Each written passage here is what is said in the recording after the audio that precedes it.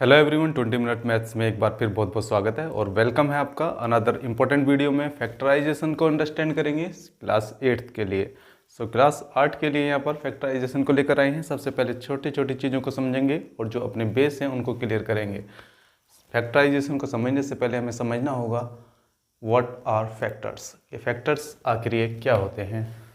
अगर मैं जनरली यहाँ पर राइट करता हूँ 6 × 5 = 30।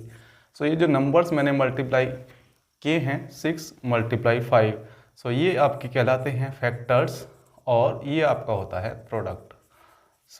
अगर हम बात करें तो यहाँ पर ये ऐसे नंबर्स हैं जो कि मल्टीप्लाई किए गए हैं, जो कि प्रोडक्ट को फॉर्म कर रहे हैं, ये इसके फैक्टर्स कहलाते हैं। We call them factors. यहाँ पर 30 के दूसरे भी फैक्टर्स हो सकते हैं। You can take like 10 × 3 = 30। 10 और 3 also are the factors of 30।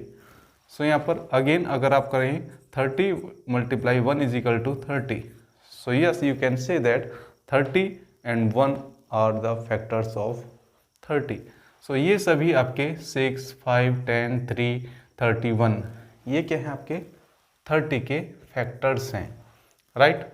अगर आप इसको बोलें 2 × 15 = 30, यहाँ पर 2 और 15 भी 30 के फैक्टर्स हैं। यहाँ पर आपने देखा कि यहाँ पर a lot of फैक्टर्स निकल कर आ रहे हैं आपके सामने एक सिर्फ नंबर 30 के लिए, जो कि एक प्रोडक्ट है और ये सब प्रोडक्ट को फॉर्म कर रहे हैं, सेम प्रोडक्ट को फॉर्म कर रहे हैं। अगर हम बात करें एल्जेब्रिक एक्सप्रेशंस के लिए या मोनोमिल्स के लिए स्टार्टिंग करेंगे। अगर हम बात करें ये जो आपके लाइक 5xy है, ये एक आपका एल्जेब्रिक एक्सप्रेशन भी है और यहाँ पर सिंस सिंगल टर्म है ये आपका मोनोमियल है। और अगर हम बात करें 5x को हम किस तरह से लिख सकते हैं, 5 यहाँ पर कोफिशिएंट है और xy दोनों यहाँ पर अलग अलग वेरिएबल्स है। अगर हम बात करें तो 5 × x × y, ये यहाँ पर इसके फैक्टर्स कहलाएंगे। 5 भी इसका फैक्टर है और x भी और यहाँ पर y भी। इस तरह से अगर मैं आपको बोलूँ x², इसके क्या क्या फैक्टर्स होंगे, तो हम इसको इस तरह से लिख सकते हैं x × x। x इसका फैक्टर है और ये भी इसका फैक्टर है। चूँकि यहाँ पर सेम वैल्यू है, सेम वेरिएबल है, तो यहाँ पर x इसका फैक्टर है। और मैं अगर लिखता हूँ यहाँ पर 2x², इसके फैक्टर्स क्या होंगे 2 × x × x। हम इस तरह को यहाँ पर लिख सकते हैं। इस तरह से हमने इसको मेंशन किया, फॉर्म में लिखा। किसकी फॉर्म में लिखा यहाँ पर, ये आपका अगर हम बोलें तो ये आपका हुआ फैक्टर फॉर्म। फैक्टर फॉर्म को किसी एल्जेब्रिक एक्सप्रेशन को लिखना वो कहलाता है आपका फैक्टराइजेशन। बहुत ही सिंपल वर्ड्स में आपने समझ लिया है कि फैक्टराइजेशन क्या होता है। फैक्टराइजेशन फैक्टर फॉर्म में किसी भी एल्जेब्रिक एक्सप्रेशन को राइट करना आपका फैक्टराइजेशन कहलाता है। यानी कि और अगर ब्रॉडली इसको समझें तो कह सकते हैं कि किसी एल्जेब्रिक एक्सप्रेशंस के फैक्टर्स को निकालना आपका फैक्टराइजेशन है, उसको फैक्टर की फॉर्म में। आगे समझेंगे कि फैक्टराइजेशन को निकालने के कौन कौन से तरीके हैं और किस किस टाइप के आपके सामने फैक्टराइजेशन के क्वेश्चंस पुटअप हो सकते हैं, आ सकते हैं। आगे बात करेंगे, लेकिन थोड़ा सा यहाँ पर फैक्टर्स को और थोड़ा सा यहाँ पर समझते हैं। आगे बढ़ते हैं, बात करते हैं यहाँ पर कॉमन फैक्टर्स की। ये कॉमन फैक्टर्स क्या होते हैं। आपने समझा यहाँ पर फैक्टर्स। कॉमन फैक्टर्स के लिए आपके पास 2 या 2 से ज़्यादा 2 and more than 2 आपके पास एल्जेब्रिक एक्सप्रेशंस या नंबर्स होने चाहिए। अदरवाइज आप किस में कंपेयर करेंगे, you can not compare the factors of the single term और सिंगल, राइट। अगर मैं बात करूं आपके सामने यहाँ पर है 5xy और दूसरा टर्म है आपका 10x² y, राइट। ये आपका, इसमें आपको बताना है अलग अलग टर्म में कि आपके कॉमन फैक्टर्स कौन से हैं।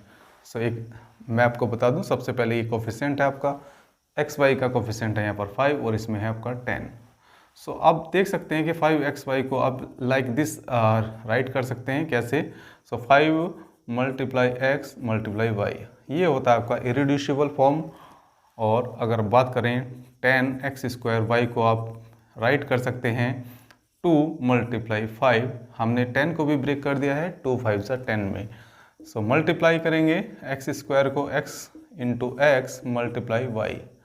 सो इस तरह से हम इसको ब्रेक करके लिख सकते हैं। अब आपको देखना है कि जो फैक्टर इसमें है वो इसमें भी होना चाहिए। सो यहाँ पर 5 है तो दूसरे एक्सप्रेशन में भी आपका 5 है। यहाँ पर पहले में x है तो सेकंड में भी आपका x है, और y यहाँ पर है तो ये y है। अब इसमें अगर हम बात करें तो दोनों में कॉमन फैक्टर्स क्या हुए? सो कॉमन फैक्टर्स क्या हुए? सो 5x और y। सो ये आपका कॉमन फैक्टर है, राइट? ये आपका कॉमन फैक्टर है। इस तरह से हम यहाँ पर कॉमन फैक्टर्स फाइंड आउट कर सकते हैं।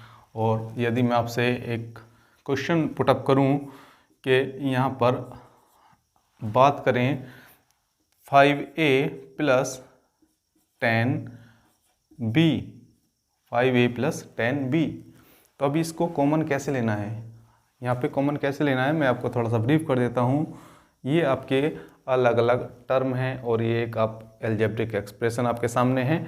सो इसमें आपने देखा कि पहले टर्म में 5 है, दूसरे में 10 है, लेकिन आपको पता है कि इसमें 5 का इसको हम यहाँ लिख सकते हैं 2 5 सा 10।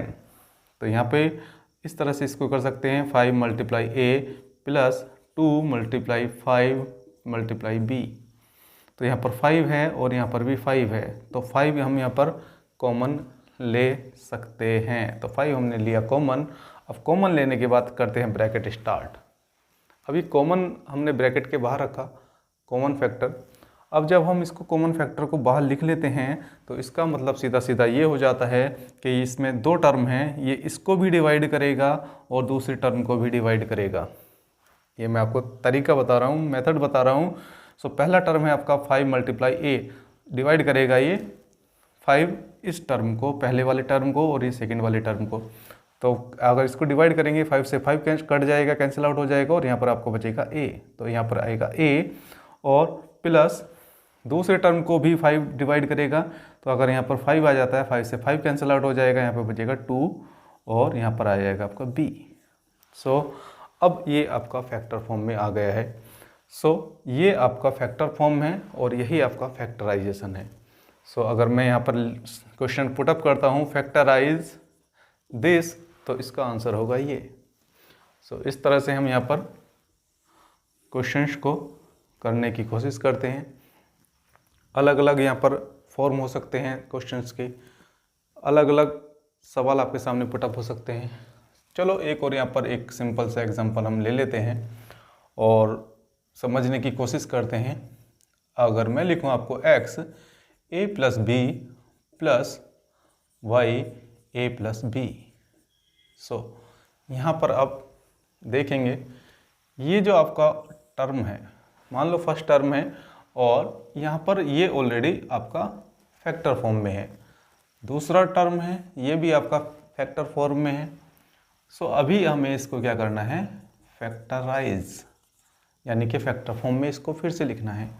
अभी ये इनकम्प्लीट है, क्योंकि अगर हमने इसको कंसिडर किया एक पूरा टर्म और इसको सेकंड टर्म मान लिया, so now we can see that a + b यहाँ पर भी है और a + b यहाँ पर भी है। It means that they are sharing the common factor. So इनमें एक कोई ना कोई common factor a + b hidden है, इसमें भी है। सो हम क्या करते हैं, कॉमन फैक्टर को बाहर रखते हैं ब्रैकेट के।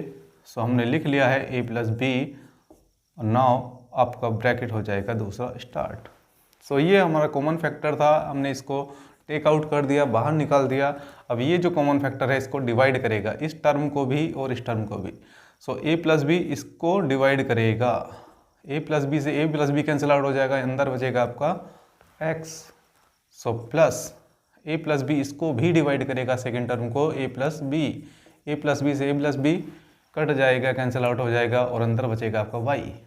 सो ये हुआ आपका एक्सपेंडेड फॉर्म, ये हुआ आपका कंप्लीट फैक्टराइजेशन। और आई होप कि यहाँ पर आपको ये जो 2-3 टाइप्स हैं अच्छे तरीके से फैक्टराइजेशन के समझ जरूर आ गए होंगे।